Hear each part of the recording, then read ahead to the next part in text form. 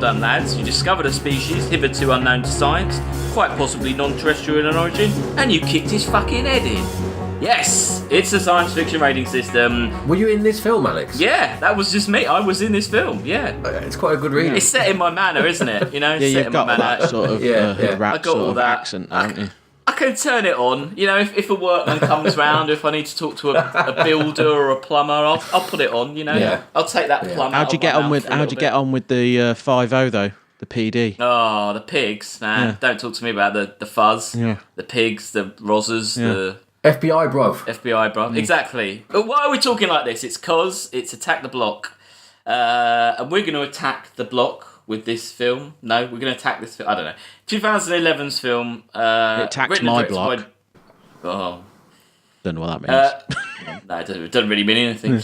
It's written and directed by Joe Cornish, whose new film, The Kid Who Would Be King, is out now. That's kind of... Bummed. Did it? Oh, okay. Well, that's kind of why I thought we should do it. But anyway, to dissect this film and to hate on it and really, really be mean about it, I have with me Chris Redding. Hello. Hello, Chris. How are you? Yeah, not too bad. Good. Yeah. Yeah. Okay, good. Sam Draper, how are you? Have you got over your cold yet? It's been a week. No, I've still got it. Oh, God. man, I'd consider going to the doctors. Cold. Yeah, that's been a I week. think you've been a bit presumptuous as well about saying we're going to shit on this film. But maybe I liked it. Do you think I've been presumptuous? Okay. I just got a vibe off you both that you might not have liked it. Yeah. Well. Okay. Well, I'm not showing my cards yet. Oh, okay. Ooh. All right. Ooh. Anyway, yes. Shit. I'll show you my cards. Yeah, that was quick. That was quick. Slipped out. Joe Cornish wrote and directed it. He also wrote Ant-Man. But did he? I mean, there was a lot of controversy over Ant-Man, wasn't there? No, he didn't. Yeah, see, I don't believe he did. And he wrote The Adventures of Tintin. I mean, that wasn't great, was it? It was all right. Awful. But he used to be in Adam and Joe, and that was good. That was very good. He was brilliant in Adam and Joe. It makes me wonder, because I really like Adam Buxton's post-Adam and Joe stuff, so it just makes me think that he was the funny one and Joe really wasn't. Yeah, I think you might be right. Who is he in Hot Fuzz? He's in Hot Fuzz, apparently. Joe Cornish? Yeah. Joe Cornish? Oh, maybe, as like a random policeman or something. They all pop up in all the films, don't they? A whole lot of them. Adam Buxton's definitely in it, isn't he? The reporter. He gets the messenger. He gets the church spy. Adam Buxton. Yeah. And he's in Star Wars: The Last Jedi cameo. Oh. Yeah. Oh, okay. They're all in that. Well, film. anyway. Yeah. Good for you, Joe Cornish. You're making lots of money. It's the synopsis of this film is it centres on a teenage street gang who have to defend themselves from predatory alien invaders on a council estate in South London on Guy Fawkes night. And I do think, whatever you guys think about this film, setting an alien invasion film on Guy Fawkes night is quite a good idea. In a council estate. Well, not sure about the council estate, but the Guy Fawkes night element, because there are a lot of noises. Oh, big time, yeah. Fireworks. Yeah, so you wouldn't notice an alien invasion going on. That is actually like... I like things which are built around a British kind of like V for Vendetta. Like, it's very British, and most people don't know what Guy Fawkes night is. Yeah. Good. Okay, good. Well, I've got 2 quizzes, so hopefully... Okay. Should we do a quiz to win which quiz we're going to do? Oh, do you want a quiz to see which quiz you do? Well... The quiz of quizzes. Just flip a coin. Yeah, I could just trying to find. Okay, here's a quiz to see who picks the first quiz. Okay. Pest, the character Pest, is played by Alex Esmail. He was in an episode of a 2-parter on Casualty, and it was and he played the same kind of character. And it was about, urban street gangs and stuff. Can you guess the title of this 2-parter? Or get a near title to what they called it? So it's a Casualty 2-parter about street gangs and urban violence and stuff. What was its name? Sam? Attack the Dock? Okay, that's a good one. Chris, what would you have called it? To surgery. I don't know. Pass. It was called #Holby Riot. Oh. That's brilliant. Yeah, which is one of the shittest names for anything I've ever heard. Was there riots in 2012? I think there must have been, yeah. Yeah, there was. Was it this film's fault? Yeah. No, that's when that's when he did them. Yeah. Sam, which quiz? We're not going to do the quiz now, but which quiz do you want to do first? Do you want to do the convoluted quiz about related to science fiction authors, or the quiz about London Tower blocks? Can I say the fact we're doing a quiz about quizzes is quite an indictment of this film? Like, this is what we've sunk to. Come on, you've got to make your own. It was Chris's idea. I'll go it's with like when you watch cricket and they've actually got the camera on like the moon or something, or they're like watching a bird which is walking around on the pitch. Or someone like falling asleep in their beer and they keep cutting back to them. Yeah. Which quiz do you want to do first? Convoluted one or the second one? The tower block one. Okay. Yeah, tower block one, yeah.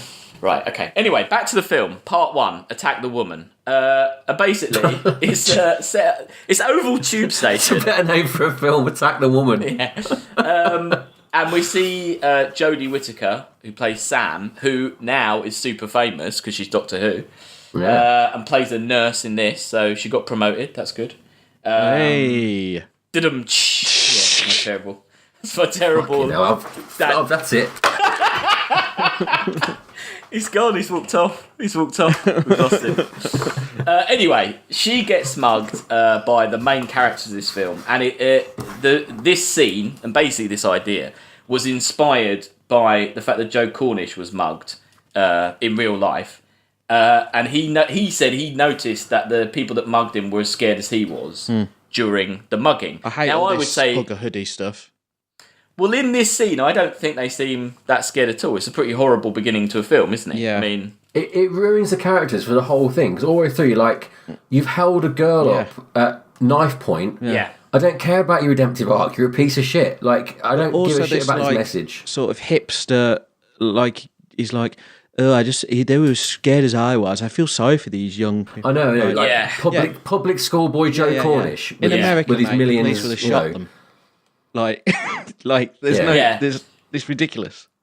Now, I think I completely agree with both of you. I think this is the issue with this film is that this early scene, they're kind of horrible, they're shitbags, they use it, they threaten her with a knife, they're rude to her, they swear at her and stuff. And then, so that's a horrible scene. At this point, you're not in any way identifying with them. No. I don't care. And that turned me off immediately, like that. Yeah, me too. Yeah. Yes, and then it gets worse because something crashes down to Earth, and it's this weird alien thing, and it does attack Johnny Boyega, but not like badly, does it? It kind of slashes him in the face, but it's not really a major attack. And he stabs it, doesn't he? I think he stabs it, and then it runs off injured, and they chase it down where it's hiding, bleeding to death, and then they go in and kick it to death and kill it, and then go on about how brilliant it was killing it. It's mad. Now, this is and I remember watching this the first time around, and I had a major issue with that because I just think that they're not defending themselves. They're not. No. Yeah. It's so belligerent in their it doesn't show any negatives of how they are, of their own aggression, it completely supports their behaviour. Well, I would have made the story from I would have made it like a horror film where it's like an alien's fucking them all up, like that Michael Caine film, where he just goes mad and starts killing hoodies. Yeah. Because also, like, you can definitely have a story where at the start they mug someone and they do have a redemptive arc where they become good. Yeah. But it takes longer than one fucking night and an alien attacking a flat. Like, it's just not realistic, is it? Like, it needs to happen over a longer time, doesn't it? And and as you say, to not react like that through the night anyway, just go around doing this behaviour they've been doing before. It's like all their violence and treating people like shit is paying off. Yeah, it pays off. Yeah, totally. I do agree with you. I think there's maybe a little bit more of a redemptive bit towards the end, but we'll get to that. But I do agree with you 100% that this opening is very tricky, and I think that he goes too far it goes too far to be pulled back again. It is a real difficult, it's difficult to like these characters for the majority of the film. Do you know what I mean? Also, I know it probably shouldn't affect it, but in the back of my mind, I do keep all the way through. I was thinking, Joe Cornish went to a very posh school, grew up with Louis Theroux, and was clearly a very he's never well-to-do child. Right? No, he's never lived this life. I don't know. It just felt very fake, didn't it? Like the whole thing. Yeah. Well, I think right. I think I agree with you, and also I think that the problem is it's almost it's like Joe Cornish a little bit is enjoying playing at being these kids. Like, what weapons would they have? Like, look, they smoke a load of weed. Oh, isn't that cool? Like, it's a definite, what funny friends would they have? middle class Hackney perspective on all this. Yeah, and I think he's kind of masqueraded a little bit of he basically did a massive open audition to thousands of kids who weren't really actors, and that's how Johnny Boyega got into it and stuff like that, and also he let them influence the script and improvise and stuff like that, and that's all fine. See, I don't believe that though, because I think that if you asked one of us to write this script and write it in this setting, we'd fill it with all this sort of fam shit and all this nonsense, because that's just what as sort of the stereotypical thing. I'd find it very hard to believe that these kids really do talk in this, because it's just constant, isn't it? It's relentless the way every sentence has to be this stupid patois that okay, it exists, but I don't think that's how people really talk, is it? Yeah, I think it's close, but not. It's a little bit too far. They keep going should we play FIFA, mate? You're really clever. You sit on a bus in London. It is like that. Oh, yeah, right. I think it's a hard one, but I do feel that I think you've kind of hit the nail on the head that there is an element where you feel a bit like, rather than him go into this story and say, right, these characters exist over here, but for other people you can connect with another character or something else, or tell it from someone else's perspective. Because it is from the kid's perspective, it's not really from Sam's perspective, is it? The Jodie Whittaker's perspective. Yeah. We really are going with these children. In a way, there is an element of, like you say, with him kind of playing at this a little bit, and maybe that... And also, I think that it's dangerous because he tries to be realistic, but by being realistic, he's created quite unlikable characters. Because if he'd made them a bit more likeable, okay, some people might sit there and go, well, that's not realistic. Those kids on that estate wouldn't be like that. But at least when you watch the film, you'd go, oh, well, I quite like... Do you know what I mean? I think he's decided to be like, no, I'm going to be realistic. These guys are going to be arseholes. They're going to act like arsehole kids would. But then that sacrificed alienating the audience. Yeah, and if kids like that were actually watching this, they'd all be going... this is ridiculous. Even if they did talk like it, they wouldn't identify these characters because they are so put on and hammed up, aren't they? Yeah. And so then you think, well, who's your audience? Yeah, well, it actually glamorises, unfortunately, people that have to live in this world. It doesn't talk about the bad sides of drugs, the bad sides of having to live on benefits and in council and social housing and all these other, it's kind of made a joke out of it all. And actually... I mean, he just tried to put it back, doesn't he, towards the end? The problem with that is that I get that, but you can make a film that doesn't revel in that. But what's that Sean Locke thing? 15 Stories High. You ever seen that? No. Comedy series set in a tower block where it's just people, and that's exaggerated because they're weird characters. But there's not this moralising going on. It's not like they're not going, oh God, it's so terrible. We just sit here being depressed all day. But also they're not walking around going, yeah, man, I'm killing everyone, all this sort of shit. It's just very real. This doesn't feel real at all, does it? In that sense. No, but I mean, again, I think you both got two things. Again, is very that you both said is true about this film. Number one, Sam, it almost comes out like a blaxploitation film. It's almost those films from the 70s that were targeting a specific audience. It's a class-sploitation film. Yeah, exactly. You could say some of those blaxploitation films were realistic to the environment, but some of them were literally gratuitous stereotypes to play to black audiences in America in the 70s, to basically play on all the cliches and just go, well, this is what you kind of want to watch, so here you go. And you could say this is almost like a kind of hoodie exploitation. Is it just kind of trying to appeal to those people so specifically that either you watch it only people watching it can only kind of go, I'm vicariously living this life by watching this film. And that's it. I think it's appealing to Joe Cornishes, the middle class white men who want to feel like they're in touch with the middle class. These... I'm a bloody commercials director. We've just bought a £500,000 house in Hackney.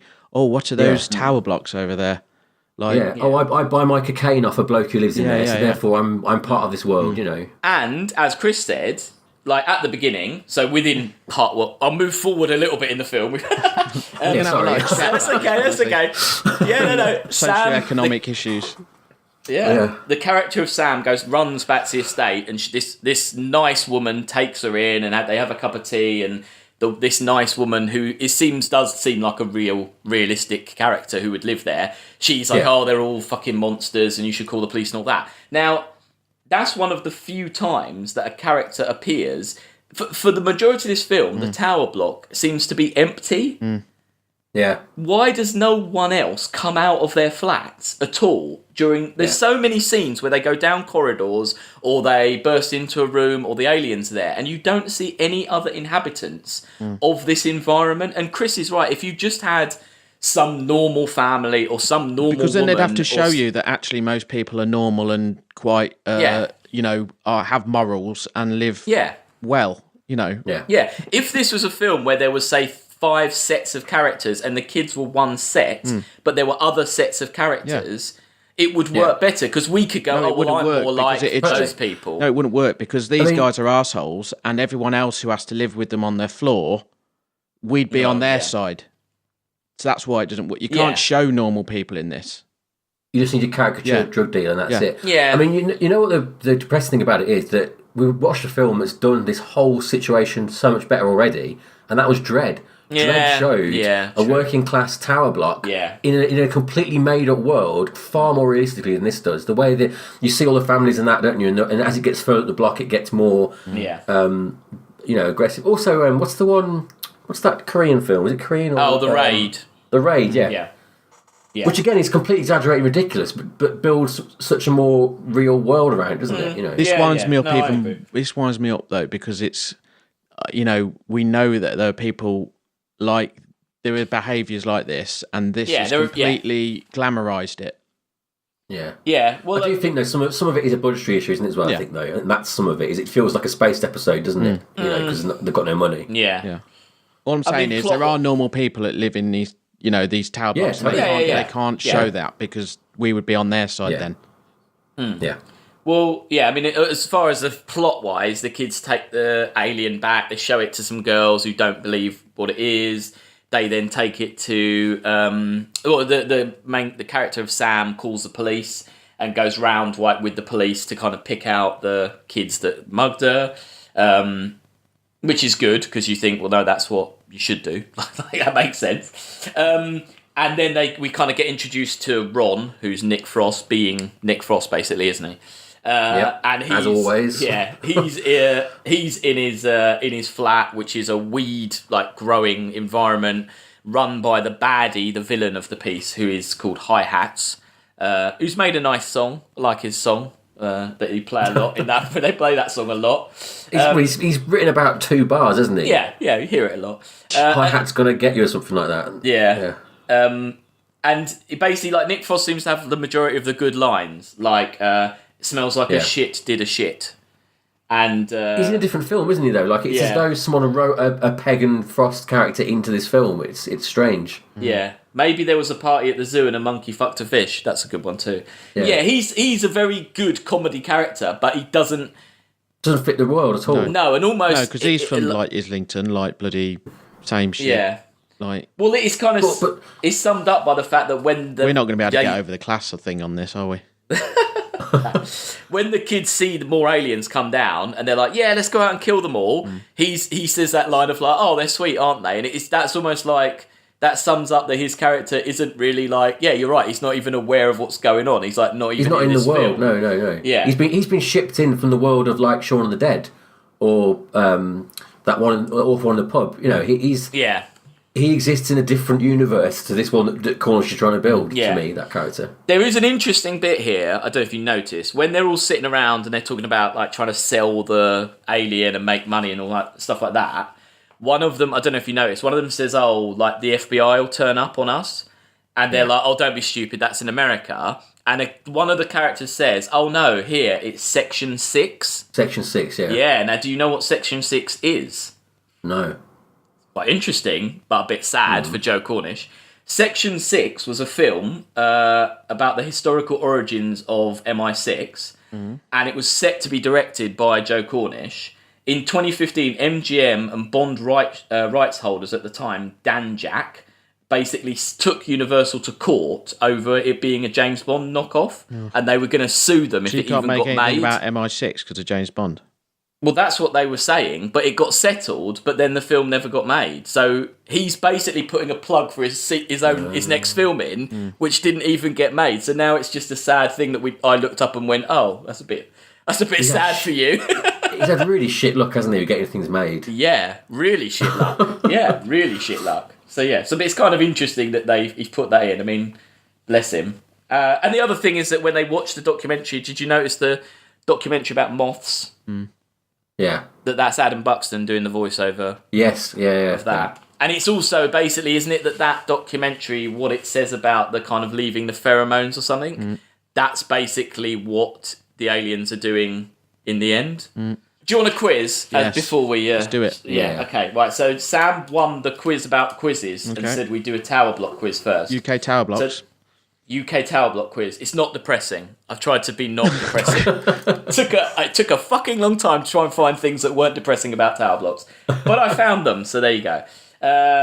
Some of these we could do nearest... Well, we'll just go one by one. Right, Chris first. When was the first residential tower block called the Lawn constructed, and it was in Harlow in Essex? What year was the first one constructed? 1956.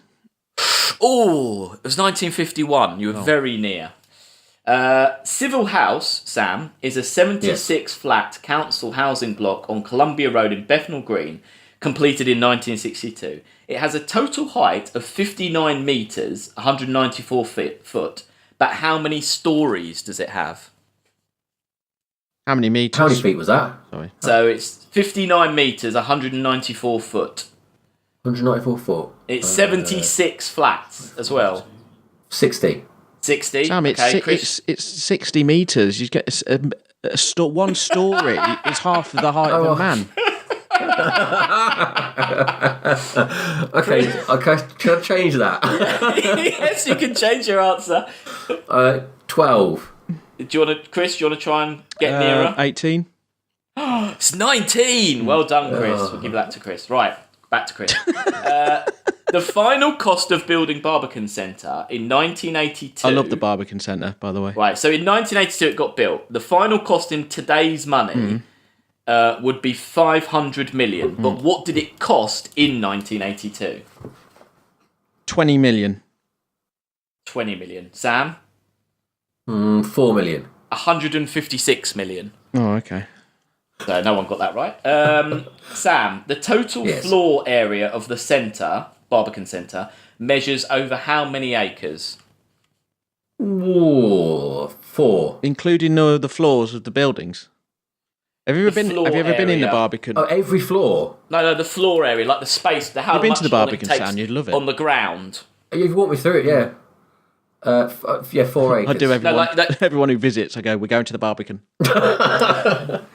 Chris? 100 acres. 20 acres. I don't know acres. No. Barbican contains 130,000 cubic metres of concrete, which is enough to build how many miles of 6-lane motorway? 50. 50 miles. Sam? 18. Oh, it's 19. I'll give you that. I don't know motorways. Sam. No. Sam, there is enough pipework in the Barbican to stretch 1.5 times round the north and south circular roads. But how much is that in miles? 150. Okay, Chris? 50. 75. I'm not going to give that to either of you. Neither of you. Right, don't worry. We're going on to a different tower now. I was closer, but yeah. Trellick Tower in London's North Kensington. Oh, that's a good concrete tower block. Thank you. Yeah, it's a good one. Built in 1972 by Erno Goldfinger, who was Ian Fleming's famous Bond villain. Is named after him. How many stories high is Trellick Tower? And this goes to Chris, I believe. Have you got a height for me, or? No, you just have to see. It's just to guess how many stories it is. I don't have the height. Sorry. 22. It's bigger than. Oh, yeah, it was bigger than Civil House. Yeah. That was my clue. 22. Okay, Sam.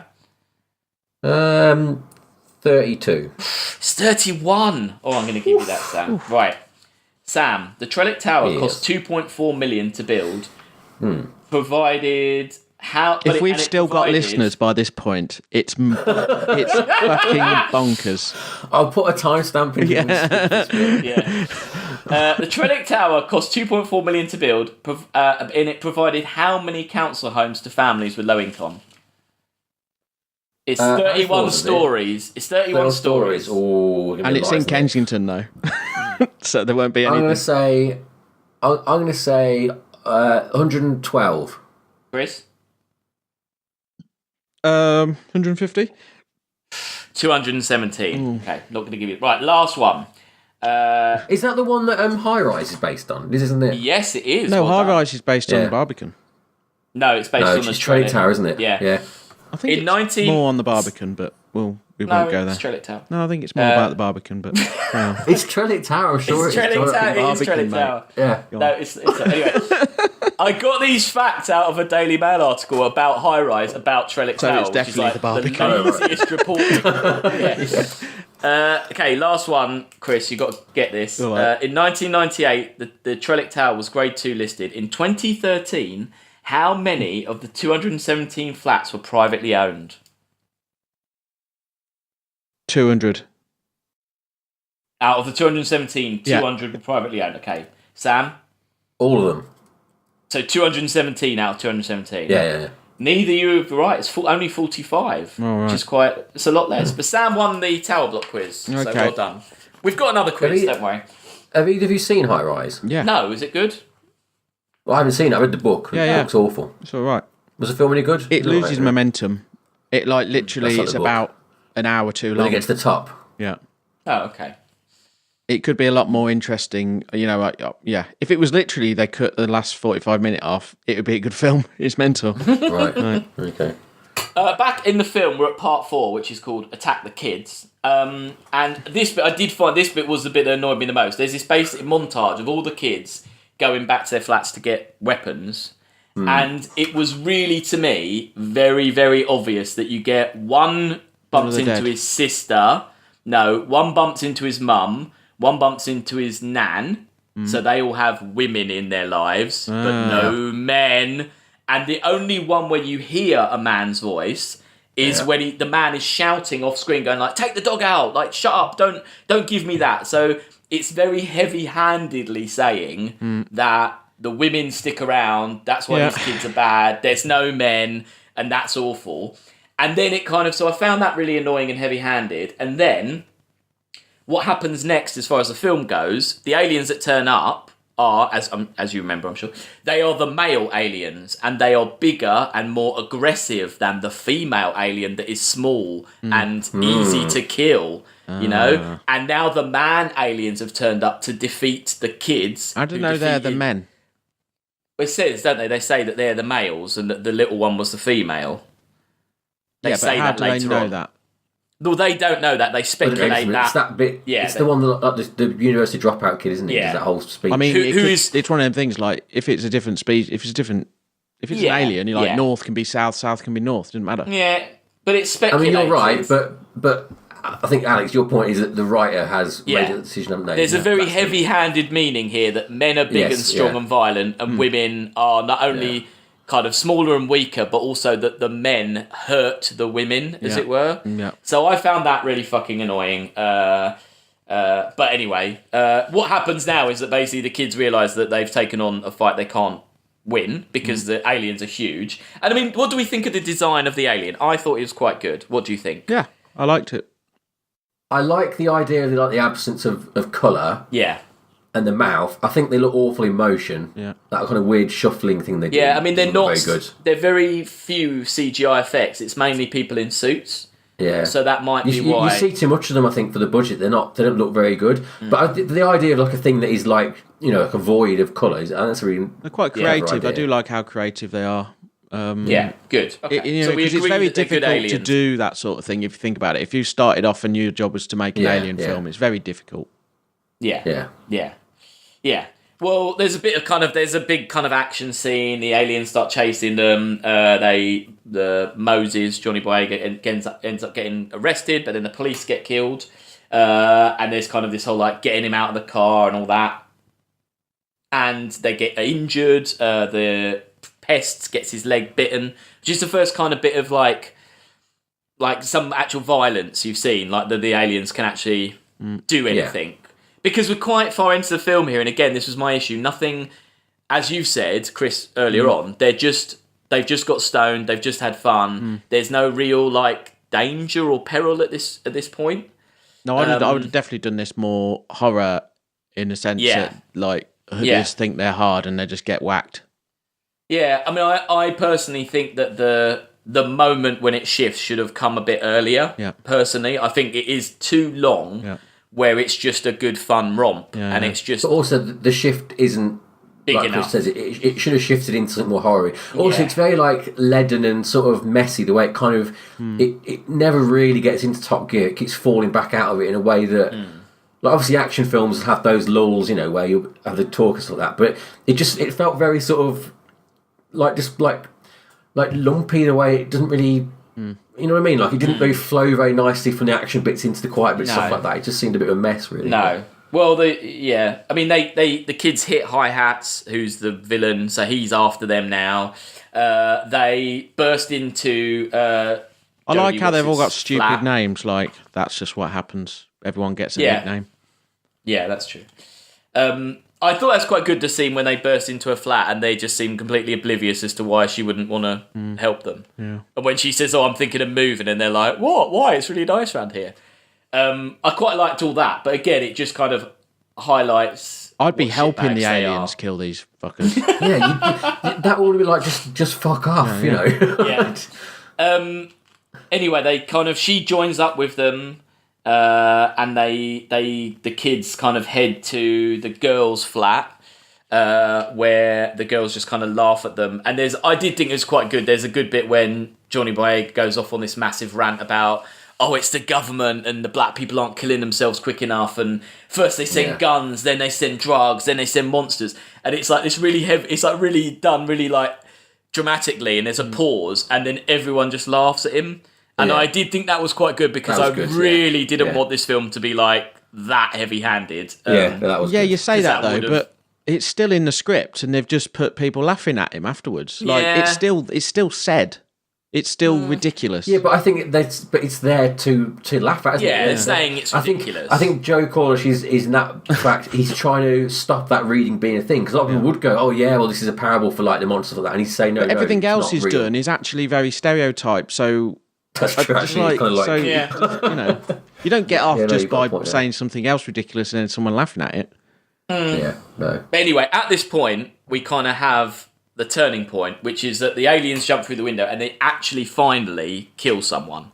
So finally, one of the boys, who has been he's the worst one. He's kind of like the biggest dick, I think. Maybe. It's a nice shot when the head flies off as well, isn't it? It's good. Yeah. It's pretty like... It's a nasty attack. It's quite well done. And it is probably at this point where you are supposed to see a kind of like a turning point. Maybe you're supposed to be like, oh, God, this is serious. And maybe there's more going on. And we move to part 7, which I've called Attack the Feelings. Where basically all the girls are crying. And like one of them is like, everywhere you go, bad things happen, Moses. And then the other one's like... Stay away from us. And there's this big like close-up of Johnny Boyega and he's like crying a little bit. And it is a bit heavy-handed, but it is needed. But maybe if you're right, if he'd written the film better, he wouldn't have needed to go so full on at this point. It's also sort of like where the whole like gender thing and the class thing becomes real problematic, because you get this sort of bit where the film's kind of guilt tripping Jodie Whittaker's character into thinking, well, I should have let them mug me, or I shouldn't hate them because they've got it so hard, and he's got a runaway dad and all this sort of stuff, so I should feel bad for the fact I went to the police, which is wrong. No, you were mugged. Yeah. At knife point, you shouldn't feel bad. Yeah. Okay, I'm not saying that he can't have a redemptive arc and at some point in life be forgiven and gone to good things, but no, that was like 2 hours ago. Yeah. Yeah. Like, you're justified to say, no, fuck you, I'm going to look after my own. Yeah. I'm not going to help you here. And the film shouldn't be helping them in that sense either. Yeah, no, you're right. No. Do you want another quiz before we get... so this one's a bit more of an... Right, okay, so this is... So basically, Sam's going to get one set of questions and Chris is going to get another. Okay. So, right, the areas... So at the very beginning, we see the map of the tower block. And I don't know if you noticed, but a lot of the roads and the areas are named after well-known science fiction authors. Oh. So I am going to... So for Sam, I'm going to tell you the name and you're going to say what author it is, right? Right. And then for Chris, so we'll identify... I'll get the dumbed-down version of this. No, what you get is you get the year of the person's... So what I want your answer is to be like, it's pretty much their most famous work. Yeah. But I'll give you the year of the book and the year of the film version of this work. Okay. And you need to guess what the work is. Okay. Okay? So for example, if I was to say to you, Sam, Clark Court, who would that be? Arthur C. Clarke. Right. And then if I was to say to you, Chris, book 1968, film 1968, what would you say? 2001. Yes. So there you go. But that doesn't count. That's the only one I know. I think you'll know some of these. Okay, so Sam, Moore Court. Michael Moorcock? No. No. Do you want another guess? No. No? Okay. It's Alan Moore. Oh, Alan Moore, of course. Okay, so Alan Moore, Chris. So the book I'm looking for was out in 1989. Hang on, so sorry. So the name is always exactly the name. Yeah, it is, sorry. Yeah, right, okay. Sorry. Not complicated. The book was out in 1989, the film was 2005. What is the Alan Moore book? 2005? Yeah. That's not his most famous work. Oh, the film, sorry. Oh, right, yeah. No, I've done one that was a book and one that was a film. You mentioned it already. Also not a novelist? No, it's... okay, but... Sorry, but... You've already mentioned it once, either on this podcast or last week's podcast. You mentioned it you mentioned it on this podcast at the beginning. Oh, did I? No, I don't know. Sorry. No, Watchmen. V for Vendetta. V for Vendetta. That's not his most famous work. Watchmen's his most famous work. No, it's not. But I had to find one books and films. Sorry. Oh my god! Sorry. I did a lot of work on this quiz. There's a lot of work. Yeah, he's done a lot of work. Yeah. Okay, sorry, mate. Sorry. Let's try it. Huxley Court. It's all going to be for no reason. Aldous Huxley. Yes, Sam. Well done. So Aldous Huxley, Chris. Book 1931. TV films 1980 and 1998. What is Aldous Huxley's? What's the work of Aldous Huxley I'm looking for? TV films. They were TV films. Yeah, they weren't actual films. I don't know. Sorry. Brave New World. Yes, it was Brave New World, Sam. But okay, I'll give you that. Wells Court. H.G. Wells. Yes. So H.G. Wells, Chris. Book 1896. Yep. Film 1977 and 1996. And we've reviewed it on the podcast. War of the Worlds. Oh, Island of Dr. Moreau. The War. Sorry. Yeah. I didn't realise. Yeah. Ballard Street. Because you said there was two of them, it threw me. But there is two of them, isn't there? True. Yeah. J.G. Ballard. Yes. So J.G. Ballard, book 1975, film 2015. You've already mentioned it. You've mentioned it, yeah. Once today. Yeah. Today? Cool, Chris. You've mentioned it. I've given spoilers out for this one, yeah. Yeah, you've given... We had an argument about it. We had an argument about it earlier in this podcast. No, sorry. It's not science fiction, though. Yeah. It's High Rise. It's put a lot of work into this, Chris. Dystopian future. I'd say it's sci-fi. High Rise. Yeah, okay. Adams Street. Adams? Oh, Douglas Adams. Oh, yes. Sam's right. Oh. So Douglas Adams, Chris. Radio comedy broadcast, 1978. TV, 1981. Film, 2005. Hitchhikers. Yes, well done. Herbert Way. James Herbert. Oh, no. Frank Herbert. Frank Herbert, yeah. Yeah. So Frank Herbert, Chris. Book, 1965. Film, 1984. Brilliant book. It's been remade at the minute, and it's going to be the best film of all time. Got a great director behind it. Dennis Villeneuve's remaking it. No, what is it? Dune. Oh, nice. Okay. Last one. Wyndham Tower. John Wyndham. Yeah. Sam knows his authors. So, book 1951, film 1962. Chris. Great book. Do you know this one? No. It's Day of the Triffids. Yeah. Oh, okay. So there you go. Everyone there, I think. Yeah, you did. You did very well. Yeah. Thanks. Anyway, back at quiz. Thank you. I tried on that one. Back in the film. The totally turned the tables from when we're talking about animals or something, doesn't it? Yeah, I like that animal quiz. That was a good one.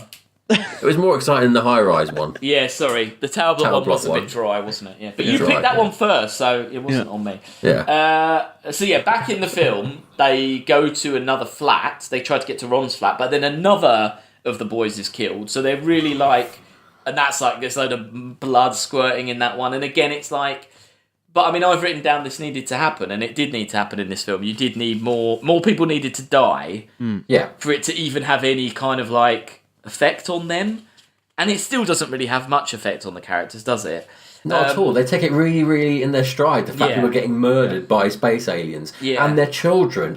These kids would just be in a catatonic state, wouldn't they? They'd just be because they also try and go along that line of saying how they're as scared as she was when they mugged them because they're kids. Well, if they're that scared, how come they're going after aliens with machetes? It doesn't work. You can't have it both ways, can you? No, it doesn't really work. And it pushes the non-truth that kids like this are hard, are not absolute cowards. Yeah.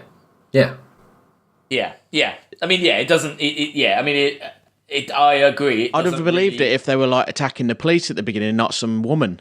Do you know what I mean? Yeah. It's just ridiculous. Yeah, I don't think. And as a gang, it should be that when they get one-on-one, they are terrified because that's the whole thing about gang violence. Is because they're a gang. Yeah. That would have been more. Again, that's a more interesting idea, isn't it? That in a group they're very strong, but almost if you went with something like the Predator, it picks them off one by one. That's why, like Chris, you were saying, that's why it would work as a horror film, wouldn't it? Because you could. Yeah. I'd do it like Harry Brown, where literally, it's a bad day for them. Yeah. They get to Ron's weed room. Brewis, kind of the character, which Joe Cornish said is based on him, basically, which is pretty obvious, isn't it? He works out that he just kind of says, I mean, he doesn't really work it out, does he? That there's some kind of, they look at the UV light, don't they? Yeah. And they see that Moses' jacket is covered in stuff, and that is the stuff that the aliens, because the aliens don't have eyes, the aliens are smelling that stuff. So technically, if you're not got that on you, you're safe. And then they basically get the Jodie Whittaker to do it, but it's not really. Their excuse for not doing it is that they're high, isn't it? I mean, it's not really. Yeah. It's a bit lame. Also, sorry, did you say that Joe Cornish said that the dropout character is him? Yeah, Brewis is supposed to be based on him at that age. Right. Yeah. Whatever. There's no way Joe Cornish was hanging around. These sort of tower blocks, was he? No chance. No, they're both. If he'd been in any sort of trouble, he'd gone back to Daddy and got some money off him. Bloody Westminster School. And fair enough. I've no doubt that he has smoked a lot of spliffs in his time, but he was buying his weed off, very someone like Super Hands in a pub. He wasn't going to a tower block to get that. No. And then we're in the final part, which is Moses versus the monsters. And basically, what happened? It's just a big dramatic bit, isn't it? That Jodie Whittaker sneaks into John Boyega's flat, and there's this kind of reveal that his dad isn't around, his uncle, and that he's got he's a lot younger than he looks, and all that. And it's not. I agree with you. that doesn't mean she should feel sorry for him as well. Like, and also it's kind of sexist because it is a woman and a man. It's like, oh, what? So we let him off because of that? Like, that is kind of it's bullshit. There's no way. I bet you couldn't make this film now and there not be a girl in that gang, could there? Yeah, no way. Well, it seems unrealistic anyway. You'd get the shit ripped out of you as well, just for the politics of it all. And I can't believe it got made when it did get made with these politics, and there wasn't more about that kind of thing, you know. Just before the London riots, and I think that might have affected its actual box office because I don't know. It does glamorise what actually everyone hated. I do agree with that. But yeah, the film wise, she turns on all the gas. He runs through all a bit slow mo. The whole flat blows up, and then he's basically like hanging out the window on a Union Jack flag, which is kind of like a bit. It's naff, and also I don't associate Union Jacks hung on tower blocks with like that's not the kind of people I'd be wanting to. It'd be more an England. It'd be more an England flag. It wouldn't be a Union flag. Yeah, it's still a bit of a. I don't know. It would definitely be St George's flag. It's a bit of a statement, isn't it? It's still a bit of a keep them out. He's clearly trying to say something there. What is he trying to say? I didn't get that as well. Like, what's the... Yeah. It's very strange. Anyway. And then in the end, quite realistically, all the kids get arrested, which is good, because at least it is realistic. And, yeah, just everyone from the block chants Moses' name, and he's happy about that. But it's the kind of film that it has to end here, because there's too many big questions if it had even gone on, 10 more minutes, isn't there? Because, there are aliens everywhere. There isn't really any evidence that... Do you know what I mean? There's too much... There's now too much to sort out. The film did have to just stop, kind of quite abruptly. Yeah. It's a very Ghostbusters end, isn't it? Yeah. They've been dragged out. It's like they get dragged out in the middle of Ghostbusters. I felt like a real rip-off of that scene. Yeah. Interestingly, when it was screened in Toronto to see whether it'd be released there, Canadian comedian, actor and writer Ron Sparks said they should change the title to Space Bears or Space Gremlins to get a large audience. So Space Bears. I think the title is the best thing about it. I love the title Attack the Block. I think it's really cool. Does it make any sense? Title. Attack the Block. I guess so. Aliens are attacking the block. Yeah. But, I mean, I agree with you, Sam. I think that The Raid and Dread are both better films set in tower blocks and they still both say something without really saying that thing. Without being so heavy-handed, yeah. Like Dread is a much better... tackles social issues like this in a much more nuanced way, despite being a film about a super cop killing a super drug dealer. It's ridiculous that that's got more nuance than this, really. I could have filmed a much more epic version of this, literally when the London riots were going on, the whole place was on fire. And you've got police fighting, and it was you could have them. You could do a thing where they're actually fighting aliens and they're not fighting hoodies, but unfortunately they're fighting hoodies. Yeah, I mean, I'll go first because I guess I'm the most positive. But I remember having a real issue with this the first time round, and I couldn't get over the beginning. I found them so unlikable at the beginning that I couldn't, by the end, see any kind of redemption for them, and that was my problem with it. And I remember thinking that the aliens were good, and I didn't mind. I liked the soundtrack. And this time, I kind of saw a bit more redemption, but all the things you've said, I can't argue against any of the things you've said. There's no redemption at all. I can't argue that it isn't.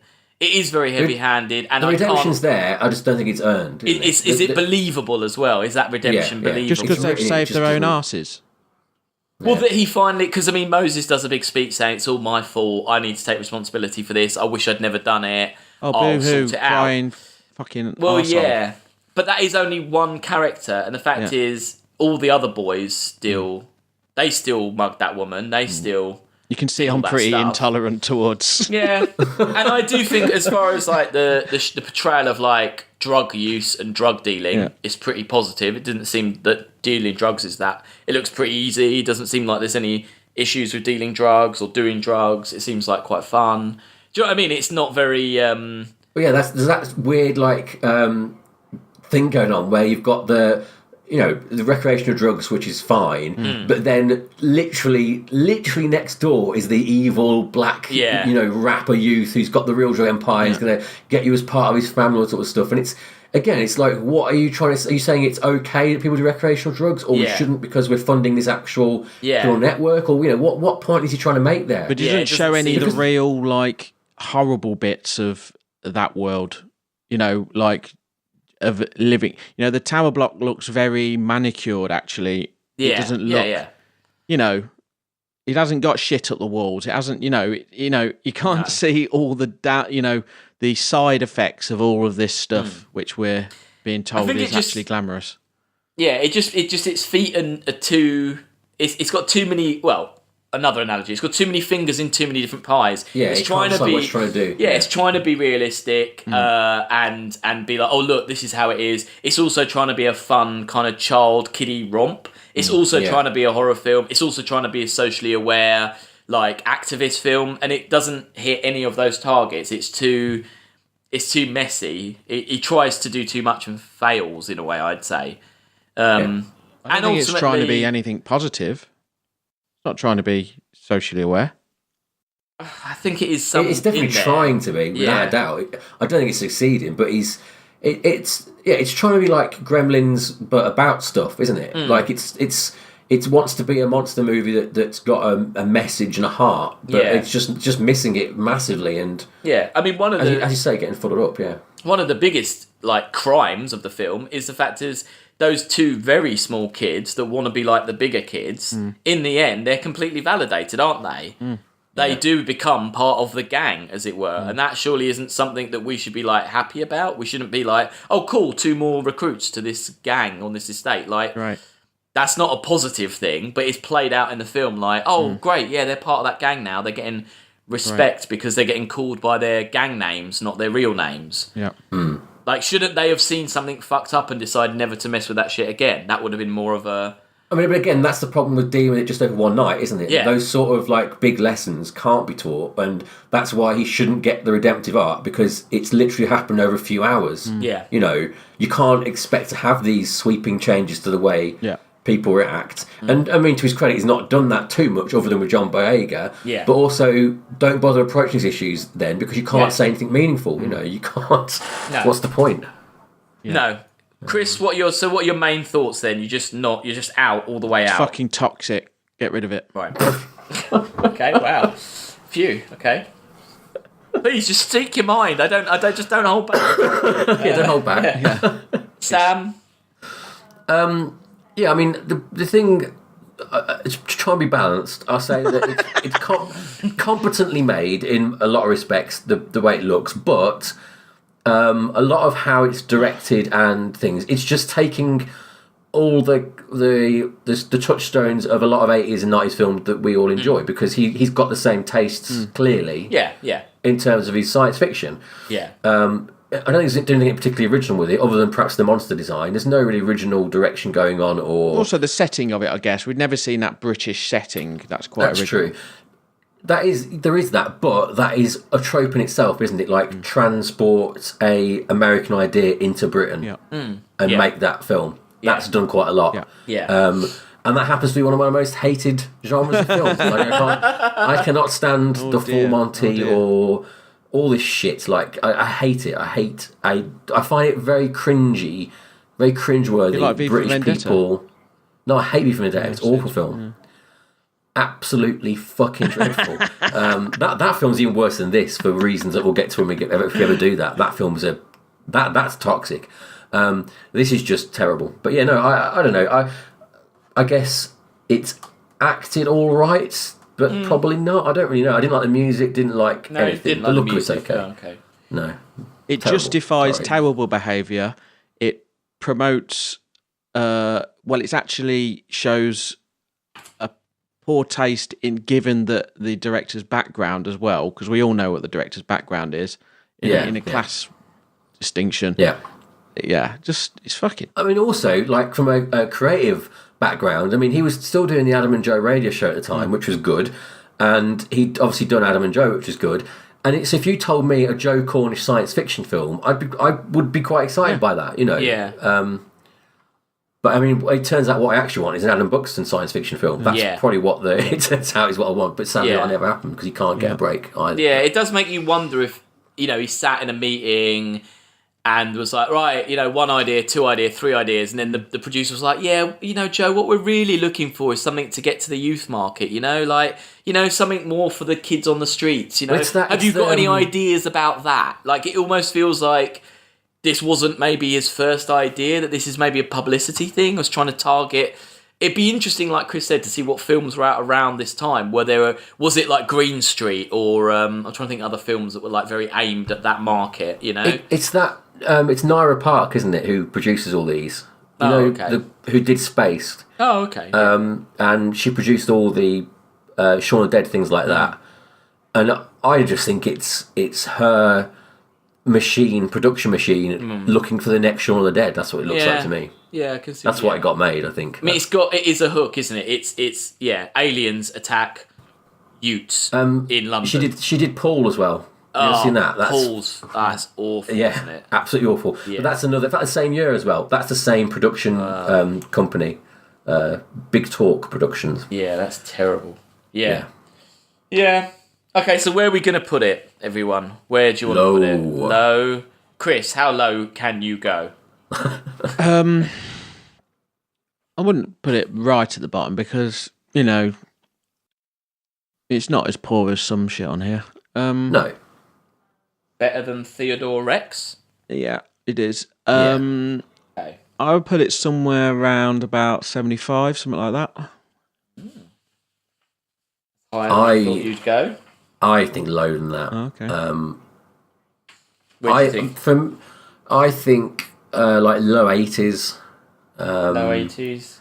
Sort of Serenity era, around there area. Sorry, My Stepmother Was an Alien. Actually, Black Sheep's quite a good. Yeah. Also feels like a very small film. Yeah.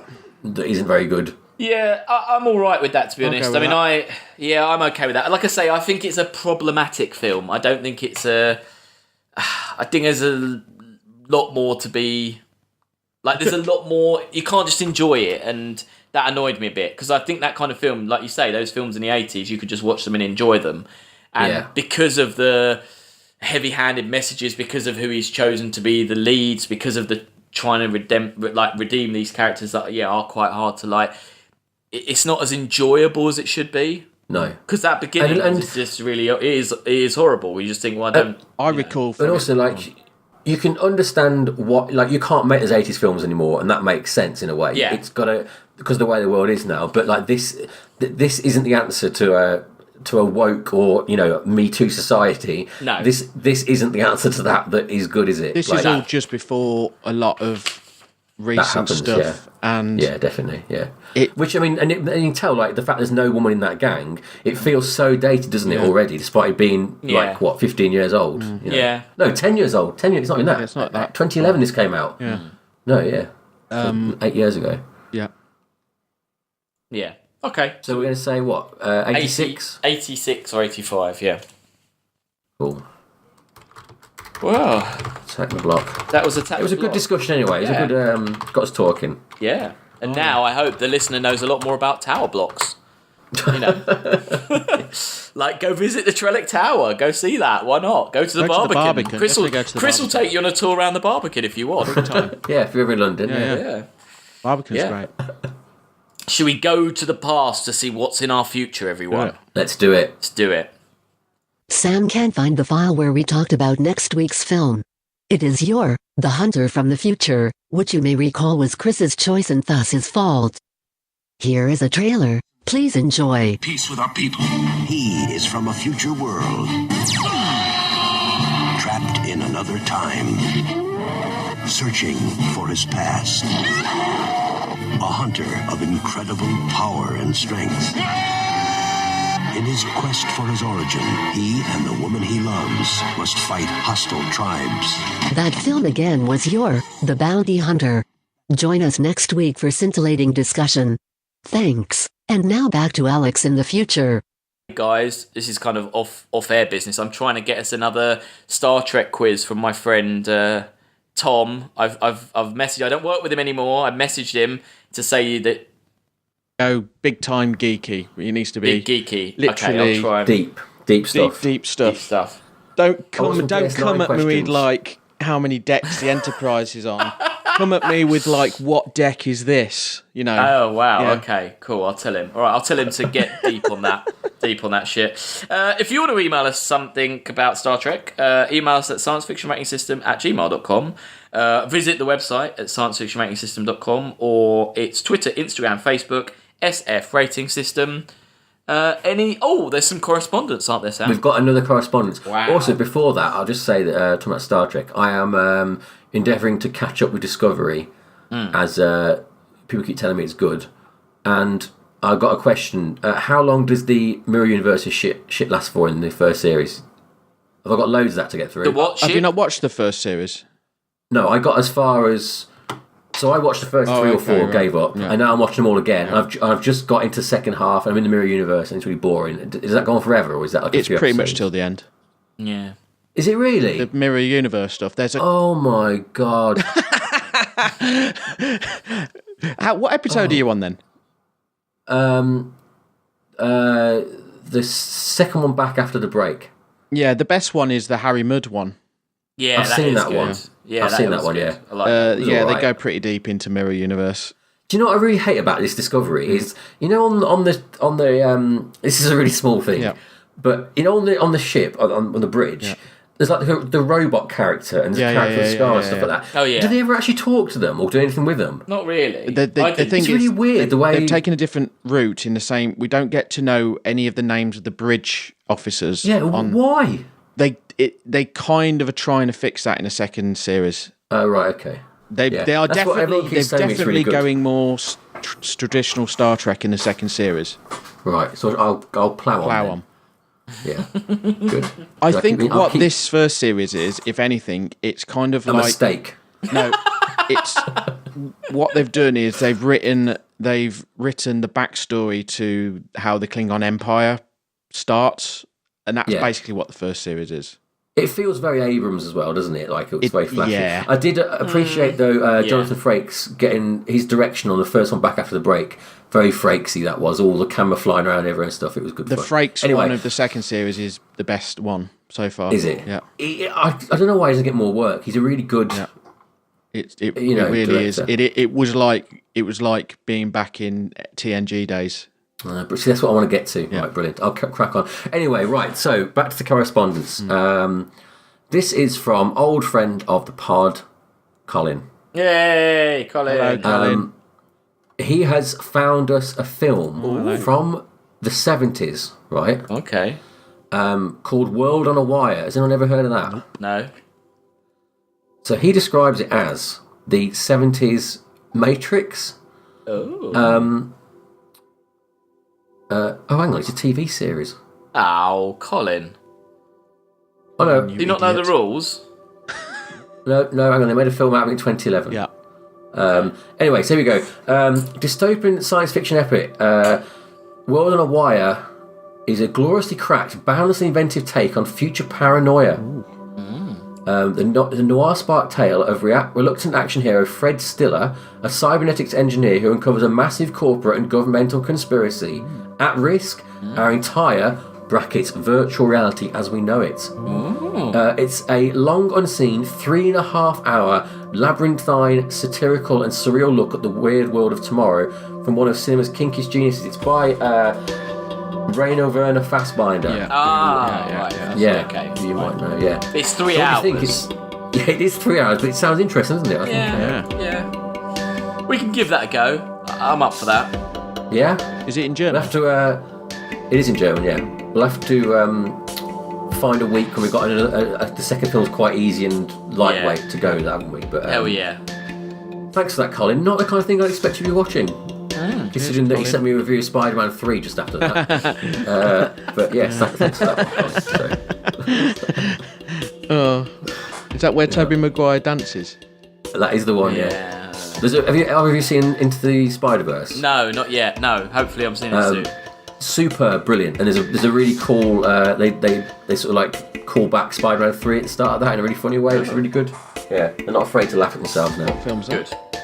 Into the Spider-Verse. Oh right. It's like animated thing, but don't let it put you off animated. It really is really. Yeah, really I've seen a bit of it because really my friend was mixing it when I went to visit him at Pinewood. Oh, right, okay, Cool. Yeah, brilliant stuff. Cool. Hey, won't we hear about the BAFTAs next time we record, Chris? Oh yeah. Oh yeah. Yeah, give us some scoop. stardust from the BAFTAs. Yeah. And try this year to at least mention to one person in the podcast. Yeah. Just drop it when you see Joe Cornish. Hey mate, we reviewed your film. I'm actually going to print off the list. I'm going to print off the list and go around. Put the table in front of him. Burn people. Oh, that'd be good. That'd be good. Yeah, you should do. Yeah. Hey, James Cameron. Maybe just avoid Ridley Scott because he doesn't. He'll just punch me. He will, because he's the Martian rating. Yeah. Put his cigar out in your eye. Yeah.